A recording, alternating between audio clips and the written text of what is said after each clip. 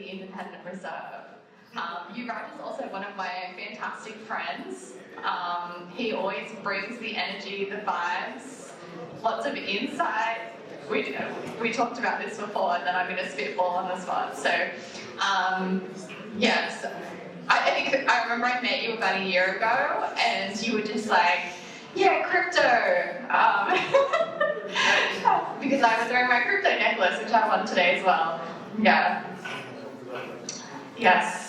And he comes to a lot of my events, which is really nice, and he's always been a great advocate for, I think, just like being a good human, encouraging people to do their best. So I know that this presentation is going to be absolutely fantastic, so I'm very excited. Has anyone used ChatGPT before?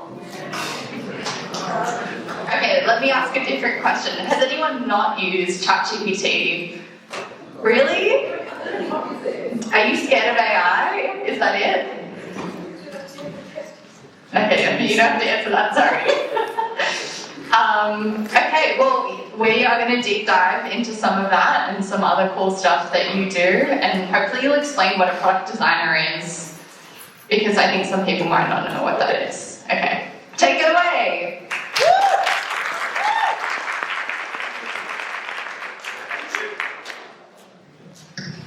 Alright, we've already skipped ahead. You're really excited, aren't you? Thank you.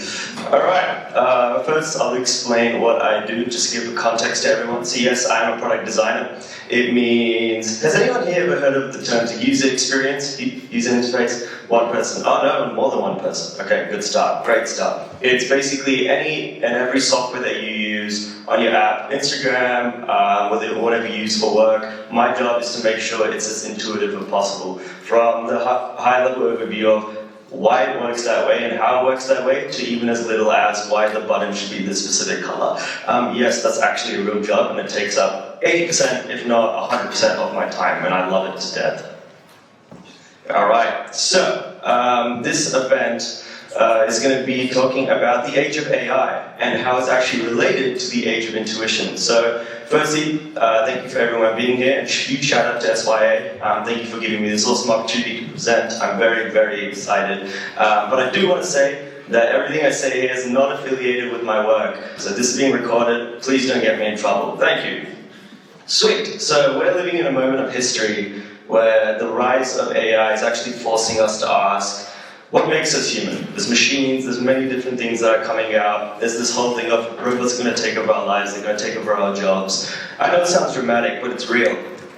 When machines can draw, compose music, summarize, plan, the question isn't what can AI do, it becomes what do we still as humans do best? So the answer is intuition. We're not entering the age of robots, we're entering the age of intuition. And this is definitely a quote I wanted to share. By Lee Ilku, who is actually one of the world's most famous trend forecasters. That's a real job, I didn't even know about that. So I listen like a slave to intuition. I train it like an athlete, think it like an individual, and now I've come to believe that it's not even my intuition, it's the way the human body is linked to a bigger experience and context. And AI is, I suppose, the byproduct of the context of this.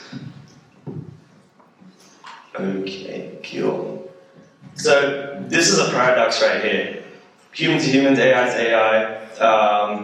AI doesn't actually make us less human. This is my hypothesis anyway. It makes us more human. Now, a lot of the stuff that we might end up overthinking, a lot of the stuff that, doesn't make sure our thinking is in a linear process, the admin, the repetitive tasks, the where do I start moments, a lot of that can actually be taken care of by AI. So when you offload it to AI, what does it actually allow us as humans to do? It allows us to be more curious. It allows us to reflect better. It allows us to ask better quality questions, and it allows us to be more creative. Now, I've never seen, well, I can't say never seen, but when I intuitively thought about the rise of AI, and yes, there was a moment of reflection where it's AI versus human, where do we sit in the paradox, what does it really mean to us? But then I thought about it, and I wanted it to call something called the loop. AKA, you feed AI a prompt. We'll get into this a little bit more granular. You you feed AI a prompt, it gives you something back, aka an answer, and then you keep refining it and you keep iterating it according to your human instinct. That is the loop, and I see it, and I've always seen it more as a partnership. So this is the agenda that we'll be running with today. The law of AI, so basically a journey of AI and how it's not just been chucked up upon us in the current present moment, even though it might feel like it. But we're talking about prompt culture, because prompting isn't just a technical skill, it's actually a human superpower, and we do it every day, and it's good to get into a great definition about that. We'll leave it to design and intuition, so again, I'll talk about my experience and how design sort of plays into that, especially relevant if you're creative. If you are, please come up to me afterwards, we can speak more about that, and we'll talk about what all this means for you personally, whether you're a student, a parent, an employee, or just someone trying to keep up tech. Cool. So, AI is not here to replace human thinking, but to amplify it. We live in an age of overwhelm, not scarcity. Now, let me break it down for y'all. So this, again, AI isn't here to replace your brain. It's here to amplify what you think. You're not here to outsource the thinking. You're here to outsource the setup. So let me set the scene for you guys. You're a chef, okay? And you end up doing all these admin tasks like chopping up the vegetables, peeling the potatoes, and you've got to wash the dishes, and all these things can be seen as very, oh no, I have to do it just as part of prep. Now, AI gives you the ability to perhaps automate all of that, which you can spend more time experimenting the reality of chefing, which is spending more time experimenting with recipes. Now that you have more time to reflect, be more creative, think about exactly what you're going to do, you get better quality output and you outsource everything to that. So it makes you more strategic and arguably way more creative, so it's really good. Okay, cool. Okay, no one saw that number. Act like you did not see that big, great number, okay? So, what percentage of consumers use AI daily? Who here thinks it's not 77%? Okay, who thinks it is 77%? Wow. We're a really smart crowd. Wow, this is awesome. Alright, so, 77% of people use AI daily and don't even realize it. This was an official report conducted by PwC Consumer Intelligence, and actually another number found by Adobe. And I'll show you as to why. So, a striking 77% of people actually use AI-powered services daily without realizing it. When they did the survey, only 23% of people thought they were. This is very everyday things. It could be a Spotify playlist, it could be the work that you do, even like whatever integrated workflows that they have. A lot of what you think might not be AI actually is, because now it's coming into everyday life, and I'll explain a little bit more about this isn't just like a sudden boom or because of ChatGPT and a lot of other generative protocols, but actually this has been happening for nearly a century. Does anyone know who Alan Turing is? Yeah. Who said yeah? Yeah. Keep going. Go on. He's the one who kind of, I guess, the father of computers, right? Okay. Do you know what Enigma is? Does anyone here know what Enigma is? Yeah. If you watch the movie. Yeah, exactly. It's a great movie. No, I'm not here to promote the movie. Enigma, I won't go into too much detail, but it's seen the most complex and uncrackable code, and this gentleman right here actually led the whole initiative to break it. I won't go into it too much because they're not actually promoting the movie, and they need to pay me for that. So, this is where it all started. The question of can machines actually think? Back then, the only, let's just even say organism or something that could think was a human. Animals, sure, all that stuff's great, but humans were the ones who were seen as the instinctively greatest thinkers of our generation, because that's all we knew. Then Alan Turing said, the father of computer science actually, he said, can machines think? And he proposed something called the Turing test. The idea that if a computer can hold a conversation so well that you can't tell if it's human or not, it can technically be thinking. And that's exactly what ChatGPT is doing today. But, even before we get onto that, let's keep going the cycle. So, to the 80s and 90s, then this became the expert systems logic-based AI. So this, in non-technical terms, means programmers would manually write if and not rules. So if this happens, then please execute this. That was kind of the birthing of that. And then this is something called expert systems.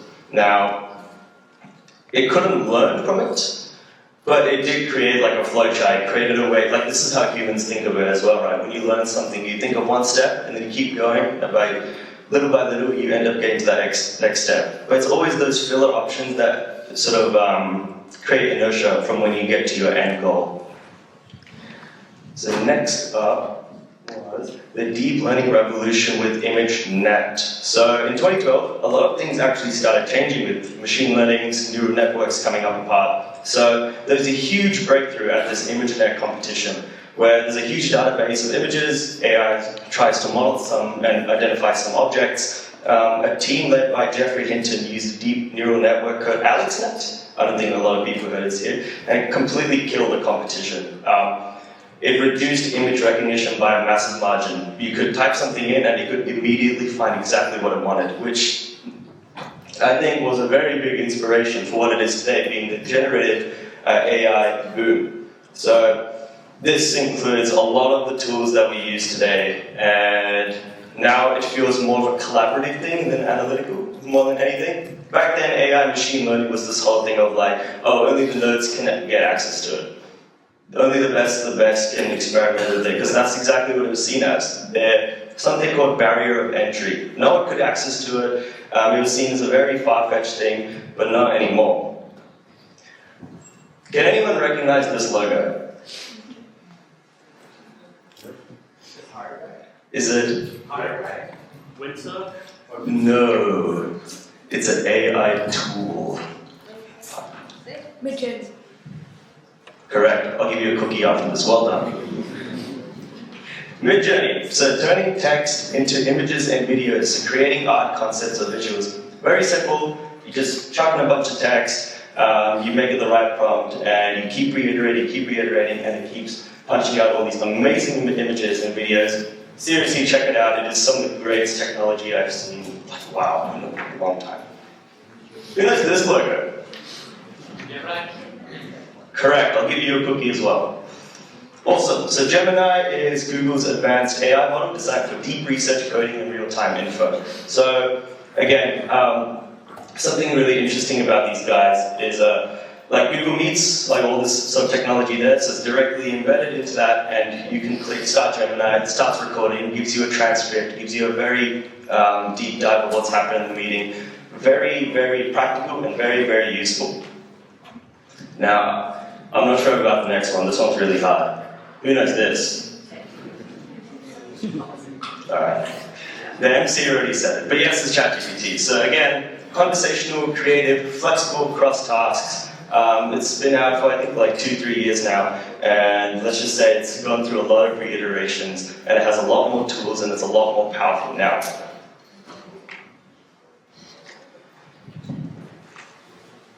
Cool. And I like to always, this is a really interesting, or like really simple but effective graph that I found. As of right now, the normal human brain, when it tries to find the right thing, or when it tries to deduce the right question, or when it tries to find a way to source the right information, it goes through number A, which is, there's all these different parameters, there's infinite possibilities, there's so much information out there, especially because of the rise of the internet, that you get lost.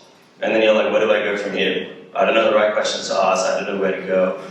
And then I'd say the second one, option B, comes from just time spent going through all the, how do I say this, the suppose, like you've been through all the hard yards. This is the reason why a lot of like 40, 50-year-olds, people who've been in their careers for like 20, 30 years, they've been through option A, and they've been through all of that, of spending the time intuitively trying to ask the right questions, trying to find the right answers, and that's exactly how you get to option B.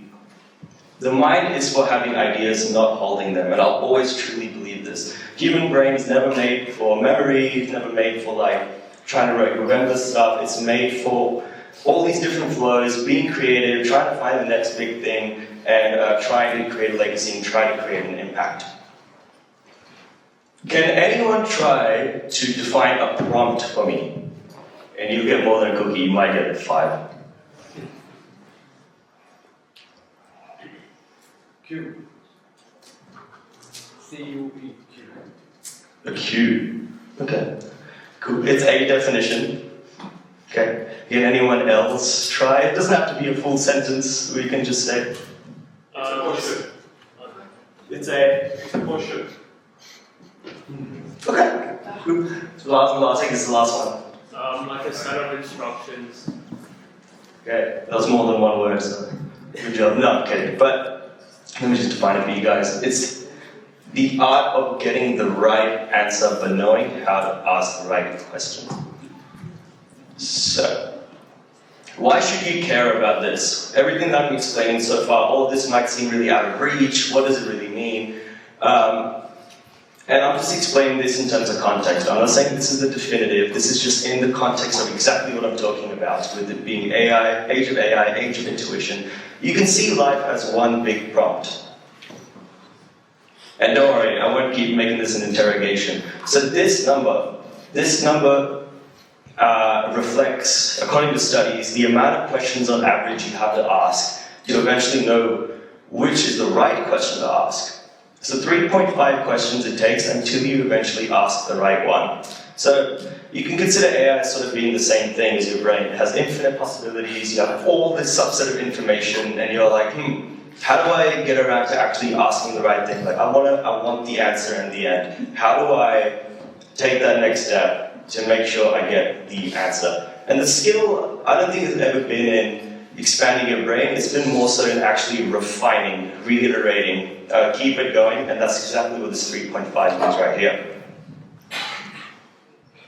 So what can AI do for you? I've just chosen like 3 major subsections, and I've kind of like just walked in with that. So if you're a student, I see this as stemming your curiosity, not your laziness, faster research, smarter essays. I'm a student myself, we've all been students. And especially with the rise of AI, it's easy to just chuck something in and be like, spit out some 1,000-word reports, and then hopefully I pass. But I'll show more of a practical example later as to how you can actually turn this into something more practical. For an employee, turn due dates into due dates. So, automate reports, organize priorities, refine strategies, whether you're a corporate or not, whether you're creative, giving you the ability to go forward with the questions you have. Again, your brain's not made for storing memory, it's made for possibilities, exploring creativity. Maybe this is the perfect opportunity for you to input all of that and get AI to sort of do its magic on it. For a parent, sure, you could be the coolest mom or dad because you know about AI. You can help your kid with math homework or a science fair poster in 5 minutes. Now, I'm going to go into this formula a little bit. Feel free to take a photo. It might be useful for people to just have a think about. Maybe you can go home and try it on certain AI tools like ChatGPT. So when I was synthesizing this presentation, found this to be like the 5-step secret, I guess you could say. So the role. Who do you want the AI to be? You're asking it a question. Who do you want it to be? Is it a teacher of yours? Is it your manager? Like, what exactly do you want them to role play as? And that helps set the context for how it's going to define the answer. Second, task. What do you want it to do? Everyone just goes straight into the second one. Help me write this report, and that's it. That's good. Be a bit more specific. Try to incorporate a syllabus. Try to incorporate a criteria. Try to go really granular into this stuff. Constraints. Okay, maybe don't say my assignment is due in 12 hours. Please help me now more. Maybe try to say something along the lines of, we only have this many abundance of resources, and this is who we have in our team, and maybe you don't try to do it with the wider team. How do we go from there? Some examples are really, really good, especially since they can start to search the internet, reference the input and output, and go from there too. Iteration. This is simple. Keep building on its response. We talked about the 3.5 questions. Keep going, and eventually you'll refine it enough that you get exactly what you want. Don't expect perfection first go, just keep it going. So, let's get into this. So let's imagine you're a HSC student. Now, what I would expect, maybe a HSC student would just be like, hey, here's my report, go do it right now. Instead of what are we doing here? We're saying act like a Year 12 student coach who understands the New South Wales HSC curriculum and upload the English Advanced Syllabus document. So this is just an example that I'm putting across. So what have I done here? I've given it a role. I've said act as a Year 12 student coach, and then I'm giving it the task, but I'm being a little bit more granular. So what have I done so far? I've basically given it, and I've given, it's not stated here, but I gave it extra criteria. For example, I was like, hey, try generating a 4-week study plan for me, and try to give me specifics and a really good breakdown of what exactly I need to understand to actually progress this well. So this is a really good example. Summary of key English advanced modules. There's 4 from memory. Oh, don't quote me on that. But for example, let's use the first one. Common module, text and human experiences. It gives a really nice synthesized breakdown of what exactly is, what it's about, what they test, and what the common themes are. So you don't even have to do this during HSC, you can do it beforehand and get a really good understanding. Common essay themes across exams. This is great. So now all of a sudden you've been given the context, you've been given a little box that you need to put your focus into. It could be power and its effects, individual and society, memory in the past, etc.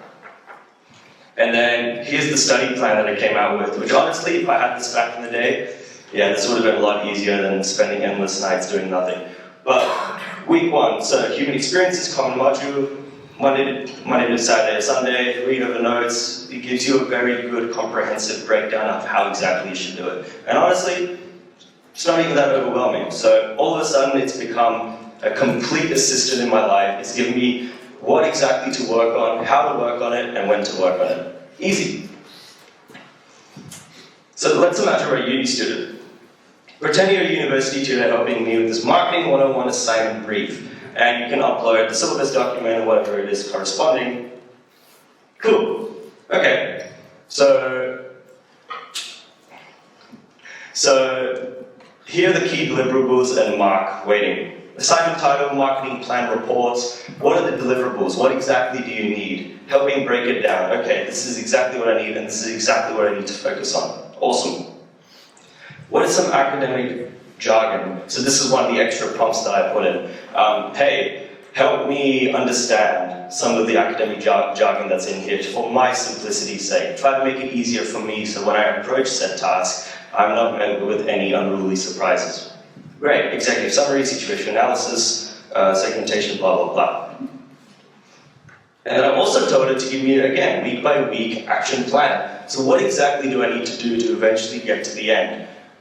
Week 1, read the brief carefully. Carefully is usually a good start. Then week by week by week, exactly what you need to do. And again, it helps become an assistant for you, synthesize it for you, and makes it really, really easy. And this is all on ChatGPT, by the way, if I didn't pre-surface that. Now let's imagine you're an employee. Let's imagine you're a corporate employee.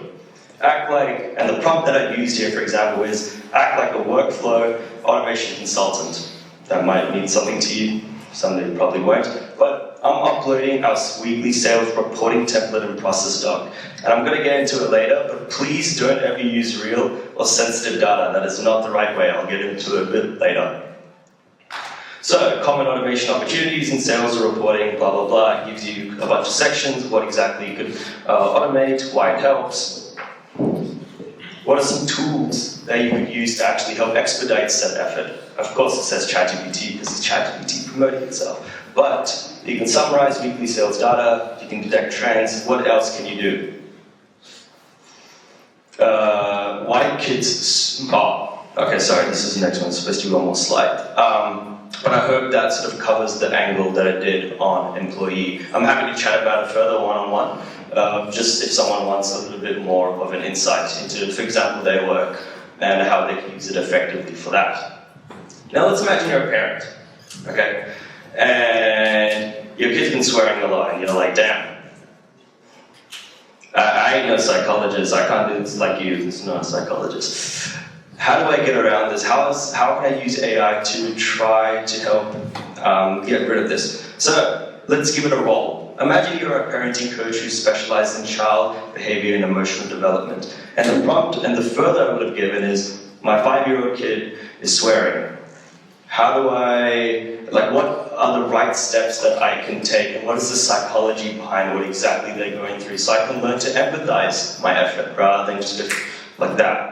So this was a really good one, and I'll read it out loud just for this one. At around 8 years old, kids are testing social boundaries. Swearing feels powerful to them. It gets attention, shocks adults, and helps them fit in with peers. Often they don't fully understand the meaning of the words, but enjoy the reaction they provoke. This is normal social learning, but it needs guidance.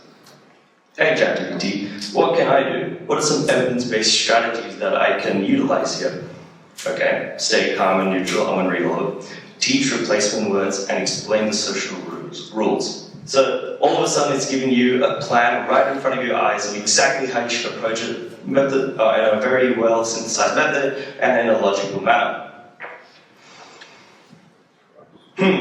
This was good too. I feel like I got to write this down. But they even gave you a short script to use when it happens.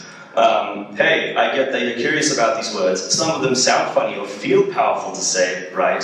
But our family chooses words that make people feel safe and respected. If you're too upset or excited, let's pick a fun word you can say instead. Want me to help come up with one?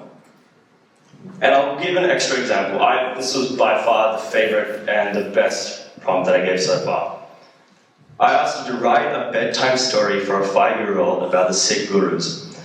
Now, I will surface that AI isn't always right, so if this is not right, don't at me at the AI, please, okay? But I will read it. So, the golden path of kindness, a Sikh bedtime story.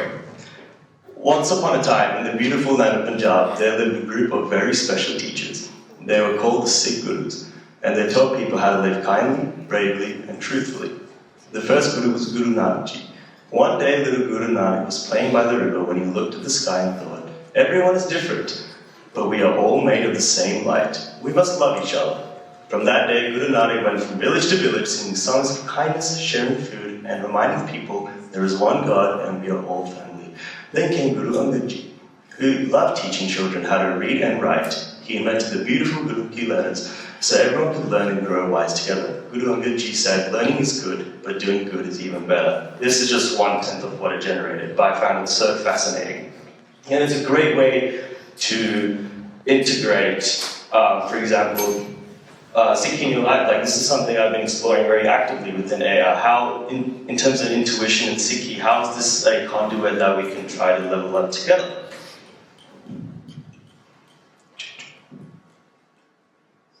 Okay, so now that I've given AI an endless promotion of why it's the best thing in the whole world, what are some things that you should not do with AI? So I did mention beforehand about sensitive information, but I'll get into the latter.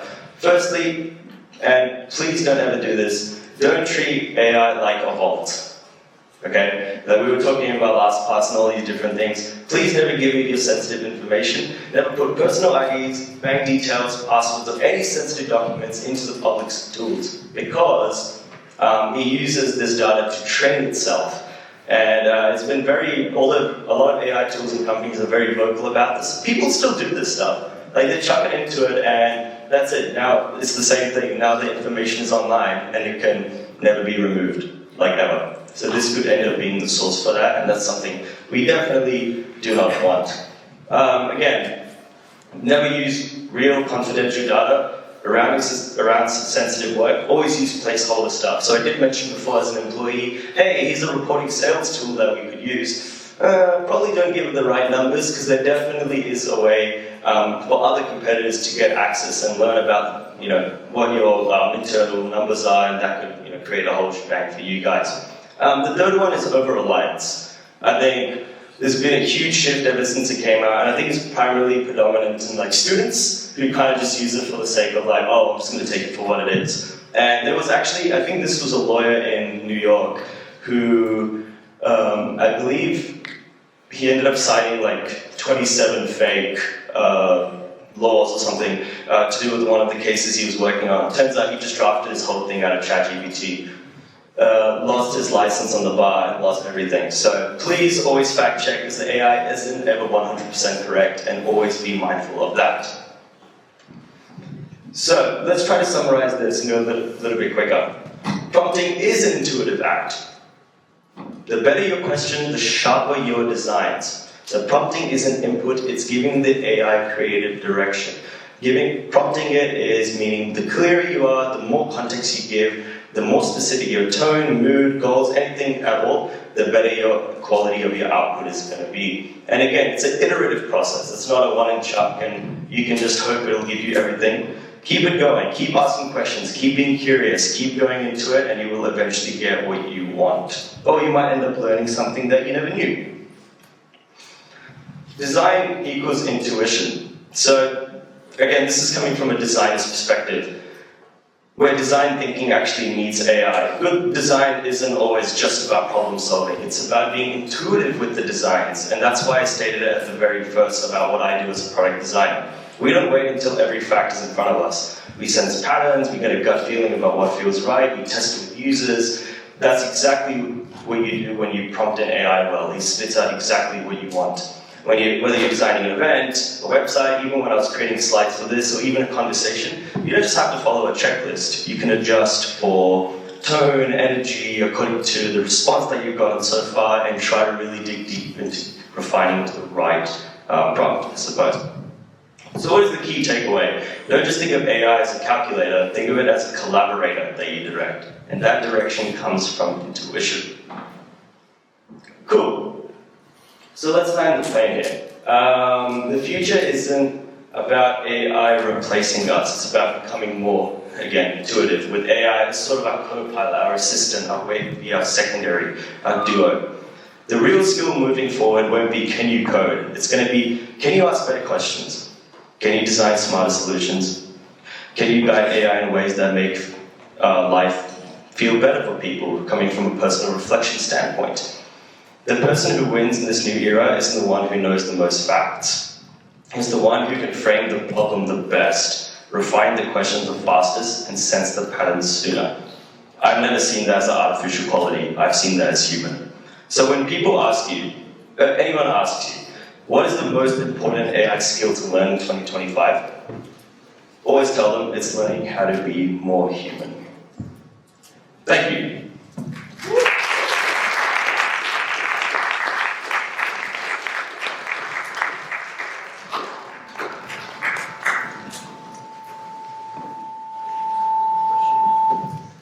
Anyone has any questions? We've got the roaming mics around. Yeah. What might you have any questions for Yuvraj? I've got a question.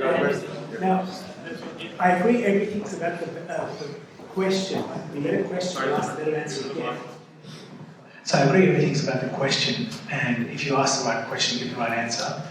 I have stopped asking the question. I actually tell it to tell me what the right question is, and I get a much better response. Because when it actually generates the question, it generates a better question than any human does. So then, how does it work? That doesn't make me more human, it just actually doesn't completely replace me. I would rebuttal something like that. And the reason for that is, sure, you can end up generating a better quality question, but that's where the conversational part comes out of it, right? You look at it and you're making an assessment that it's a better quality question. And then you dig further deep and you're like, why is that a better question? Why did I not think of it like that? And that, in my opinion, enables you to be more intuitive about that very fact. So when you go further deep and you're like, why is that a better question than the one I posed? And you dig deep and then you keep reiterating, it becomes conversational, and that's kind of like the point of this relationship. So, I just want to pre-surface that wait until you get the mic and then you can ask the question on there. So.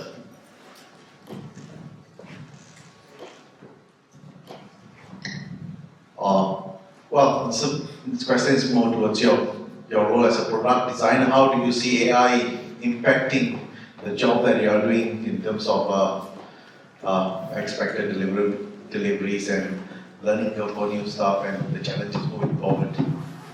Oh man, I'm screwed. No, I'm kidding, I'm not screwed. I think, as with everything, like roles evolve, people evolve, things evolve. I think this is, again, one of those things of what I said.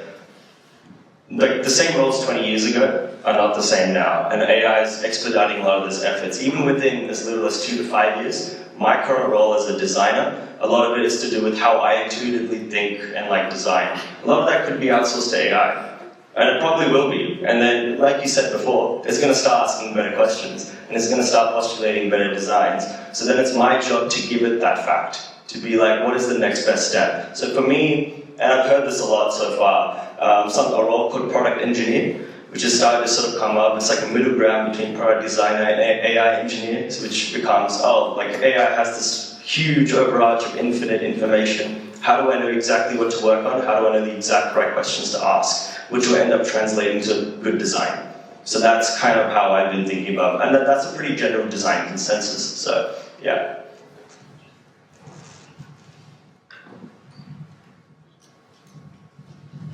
Yes, gentleman at the back.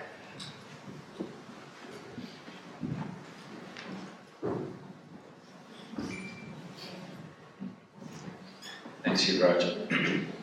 Just wanted to ask a question about someone who hasn't used this much of myself. What would be a good sort of example of someone who walks away from here to go and actually use a particular system, and how would you go about doing it? Like, what's a good example that you would give that I don't actually even know about, that I could actually use, rather than trying to copy an assignment, which is the obvious one?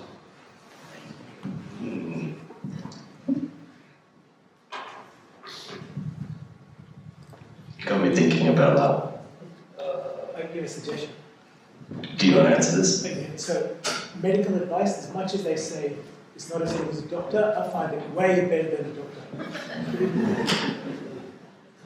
You want to say another mic again? Yes, I was saying, as much as every AI will tell you it's not a doctor or an accountant or a financial planner, in my opinion, it gives you much deeper understanding and much better diagnosis than any doctor I've ever come across. Perhaps can I rephrase that question out to say that? In other words, you said intuition is what's prompting this, the whole interface. Yeah. What are the things that AI can't do? Talk about jobs are coming and you're going to lose your jobs and AI will take over. That you're looking at intuition, which is a human interaction. What are the things that AI can't take over? What are the jobs that are secure? Yeah, government run, no. I would probably say the things that AI can't, like the way I would always see something like this is AI is this infinite information layer. It has a huge subset of data underlying it, and it has the ability to think about the data. But it doesn't have the ability to have direction about which way to go, which I think is where the human instinct comes in.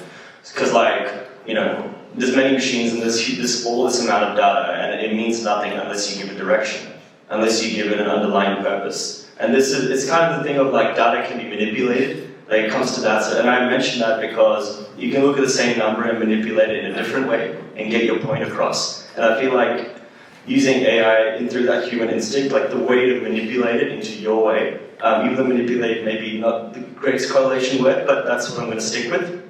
That's exactly what it's missing. It's missing direction. So as with everything, I think that's what plays into it. Yeah.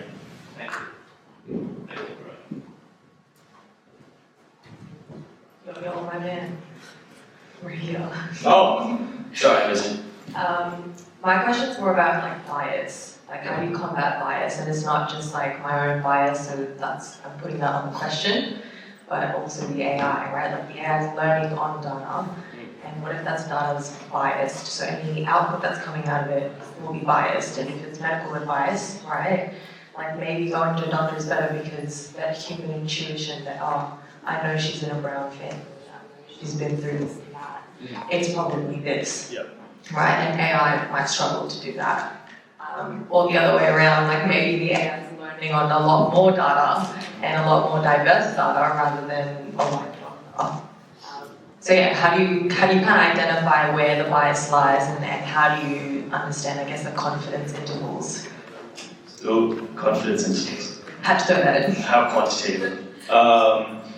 That's a great question, and it's a spectrum thing, right? It could either be so, to you, factually incorrect because you're biased about it, or you can present so much great data that you even think to yourself, maybe I got to think about it. I think that's the power in it, and I was explaining to the gentleman at the end before. It's about the direction that you end up taking, and I think the reason it plays into that is you can manipulate it, and that comes from your bias, right? So you're like, like medical advice, maybe I don't have this certain disease, and then you give it according to that, and then it won't spit out the right output. It won't. You still need a human element to confirm, but again, it'll become a case-by-case basis, and that's where the line becomes like interesting, right? It could be personal bias, it could be the bias of others who interpret information, even the AI bias. I think that's a very like blurry line at the moment, so that's probably the best answer I can give you. I don't think it'll ever be defined either, because machines, they can think about logically, they've been trained, they can think like a human, but they're still not a human.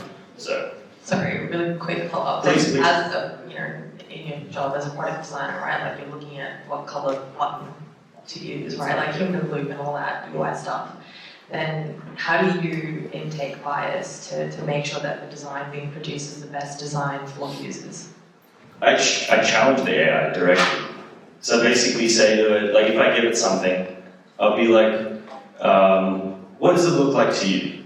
And then it'll spit something out, and 99% of the time it'll validate my hypothesis. Okay, great, I feel great about it. The AI, on the same level. What is it not? Tell me, what is it not? Then it'll start spitting out some other things. I'm like, okay. But then I'll keep challenging it, and I find that a really interesting process of the iteration factor. I'll give it an article and be like, oh, according to this, it says you're wrong, so what do you have to say about that? Then it'll be like, oh, maybe I am wrong. So then it starts questioning itself, and then you can start to see these different patterns, and you can start to extrapolate from that. I feel like a lot of the major project things that I've been associated with, I always challenge it, and I always give it a reason. I'm going to take that on, and I'm going to be like the devil's advocate to your answer, and I'm going to say, what about hallucinations of AI? Question. Well, it's also the thing of like, and I'll keep repeatedly saying this, even the humans can manipulate data, so can machines. Right? And that is part of the hallucination. Because, for a matter of fact, maybe it doesn't, like that's the whole point of hallucination. Hallucination is you don't know it's happening, but it's there. In the same way that the machine would read it and be like, oh, this is the subset I have, and I've been trained to spit this output. Like, again, it's a blurry line. Like, no one will ever definitively know where it's drawn. So that's the best answer I can give you at this moment. But no one knows what's real and fake. no, yeah, exactly. This is a different talk. Maybe we should talk about that. Yeah. Hey, Yuvraj, just up at the back. Have a simple order those, because I'll be long. But firstly, awesome presentation. Love the ideas about the human-centered design in your work. Love the idea about the timeline of AI. No one trusted Siri to generate pictures. Now we're using Midjourney, which looks like Pirate Bay to me, to create pictures, or ChatGPT to generate content, and agentic AI, which will work for us. And I think one key takeaway I've got from your presentation is to be fearless. So use it, try to adopt to it, and make it work for you, rather than let it do your work. I guess the question I have is, because there's a few people in the audience that don't use ChatGPT regularly, it seems like you use multiple prompts, multiple AIs. Yep. Can you share some resources that we can walk away with? Any YouTube channels, any easy way to get a better handle on prompt engineering, or what is ChatGPT 101? What would you suggest to a friend over a coffee catch-up, that how can you walk away and use AI? Ask the AI. I'm asking the human in the loop. No, but I'm being genuinely serious in the same way that just give it a start. Like, be vulnerable and open about that fact. Be like, what should I ask you? And like, honestly, that's even beyond like my work, like travel and stuff. When I was doing Southeast Asia, I asked it a lot. I was like, what should I be doing? Like, tell me. I don't know the right questions to ask. Like, you like hold my hand and lead me. And again, that's how I came out with the right questions. The right, it could be, That was definitely one big thing. A lot of the time I say is just start. Just give it anything. Like, even if it's a smaller subset, just give it something and be open about it. Like, oh, hey, I'm traveling to, South Korea next month. So I don't know what to explore, like, and I don't know what questions to ask you. So what should I direct myself more towards? And it'll give you, it's definitely been long enough that I can try to emulate human thinking, so you can follow that suit.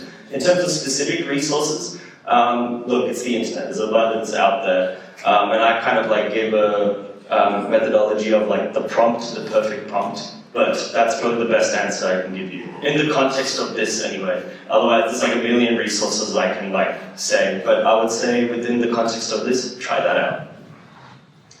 Yuvraj, just one more comment from me. It sounds like it's almost like the truth-seeking machine, the ultimate truth in AI. How do we know that it's actually got the data in it to give us the truth? These are really good questions. Really make me think. It's constantly learning, so the more questions you ask, the more it's going to learn. Are you calling me AI? No. No, I use it. But this trust it, yeah. I mean, this could be a hallucination, who knows? Oh, I see, gotcha. Yeah, I think, again, fact-checking, again, case-by-case basis of whether you're asking how you're posing the question. Is it intellectual? Is it emotional?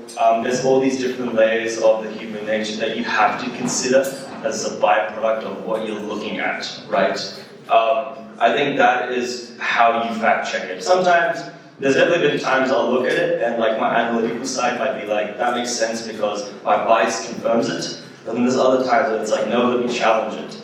I think that's how all of this sort of comes into the same sphere of maybe I've checked it with another source, maybe I've checked it with a non-AI source. Again, try to find ways to challenge yourself so that you're fully complete about the end answer that you get.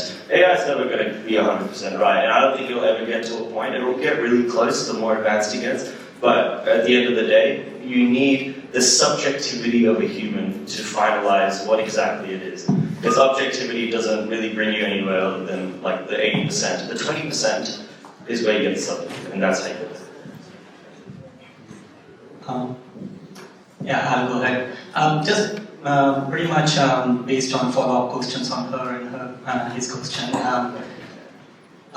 Pretty much we saw in 2000, 2001 when the dot-com boom happened and everything was fair and pretty much people were following the number one search, number two search, that they are the things that they need to look at. But then we later on realized that Google was obviously going to monetize it and start making money off the things that will be on the top and on the second page, on the third page.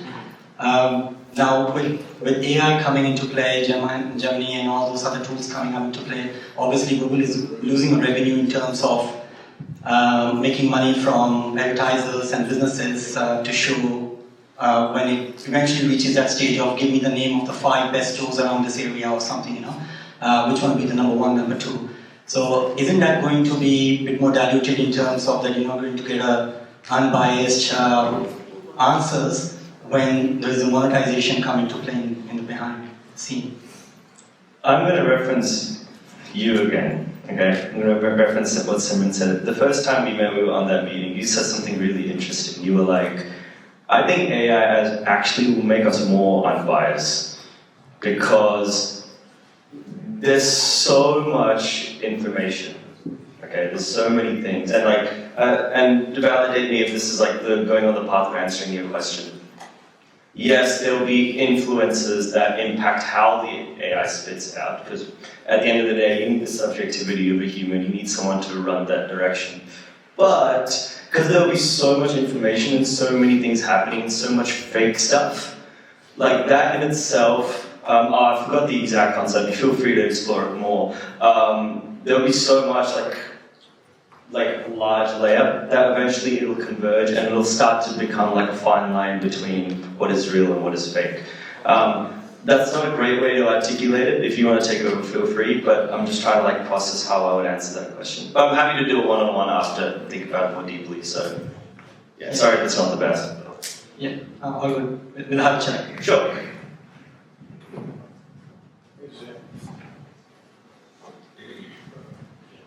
All right, I've been instructed to turn the mic off before I keep talking endlessly. So thank you very much, guys.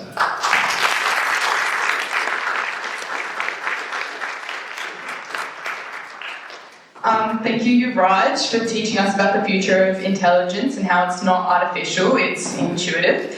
Now we're going to break away to lunch, which is in the foyer. We do have to get your registrations for the breakout sessions. So there are 5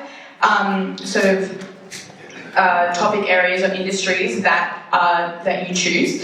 We have our keynote speakers on cybersecurity, which is Simran and Yuvraj. We have medicine, we have consulting, finance, and law. So please, if you haven't done that already, could you please scan the QR code on the screen now and register. Other than that, lunch will finish at 1:40, and please come back here at 1:40 for a briefing about the next breakout sessions and what's going on throughout the day. And we have Uncle Jaswinder here with donations. Well, your counsel, what you do for the, I know everybody, whenever they see me come up here, there's something about money. You all have seen how our youth have grown and how our youth have grown into some really powerful positions, not only in positions, but how powerfully they're sharing what they have gained through a simple organization as Sikh Youth Australia. And the subsets of Sikh Youth Australia, like YSPN, Culture Care, Seek to Give, and I think there's one more, I just missed that. Oh, there's three of them, yeah, three main ones. I would ask Benti, be generous to help us keep on doing this work that we are able to do, and to encourage our youth. As you all know, that we are not an inclusive or exclusive, we are all just one big large family of Australian Sikhs, Australians from the subcontinent, Australians from the various creeds and races and all this stuff, right? We are very, very inclusive in that sense of it. And please be generous enough to make donations, and that's a donation slide up there, QR code, go in there, even if it's $1, it helps. To run this today, there's a cost to hire these venues, there's a cost to get the drinks and lunches. So my request is, if you can be generous enough, whatever it is, a drop a day makes the ocean, and will help us keep on doing these things. Thank you, Ji. You are now allowed to take the lunch.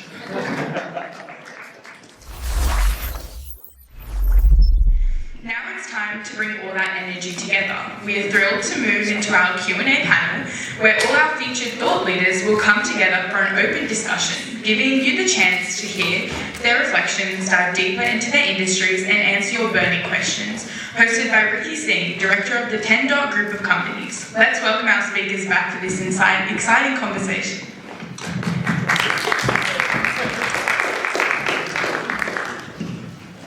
Thank you, guys.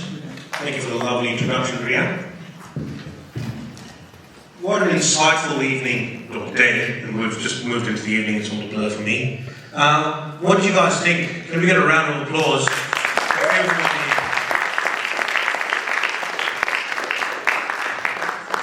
I'm going to hand over some mics to you guys, so you guys can...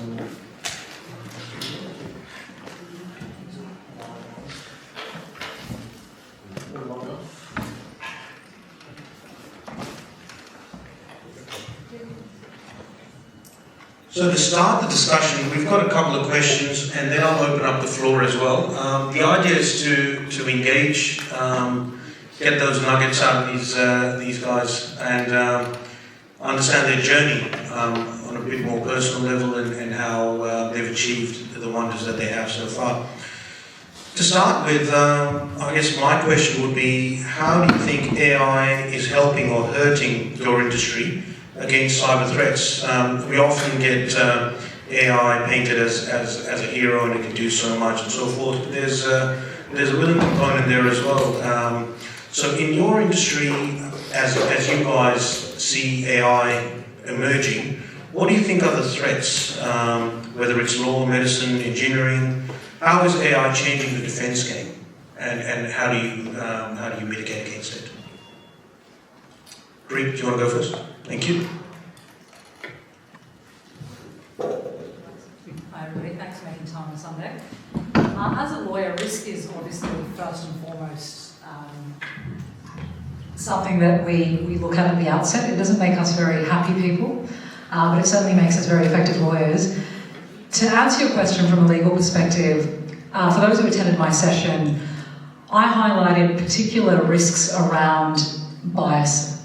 So in the law, we're all human beings, and the laws that are made in our countries and the world are actually done from human beings and by human beings.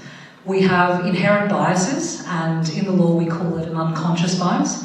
In particular, you'll see in areas like discrimination, it really has a role to play. And when you have these technologies that are being programmed by the human mind, there is a great risk that those biases that we contain are then passed on into this technology, and whatever results they spit out will obviously have that bias. To give you a real life example of why that's so important for us as a society, as a lawyer, if I have a client and I say to them, this AI is going to give us the prediction of how the judge may actually decide this case, whatever that generative AI reports or spits out, if there's a bias there, both the judge and the lawyer is compromised. So the individual may not have the justice that they actually should be afforded. So that's a major, major risk and limitation. Anything that is a risk or limitation in our own mind then transfers into the technology. And as lawyers, we have to make sure that that doesn't happen, because real people's lives are affected when it does. And Preet, just a quick segue. How far do you think we are where the juries are going to be taken care of by AI? And did you say juries? That's a great question, Ricky. I think, again, for those who attended my session, I made this explicitly clear. AI will never replace human beings. I'm not just saying that because I want to keep my job.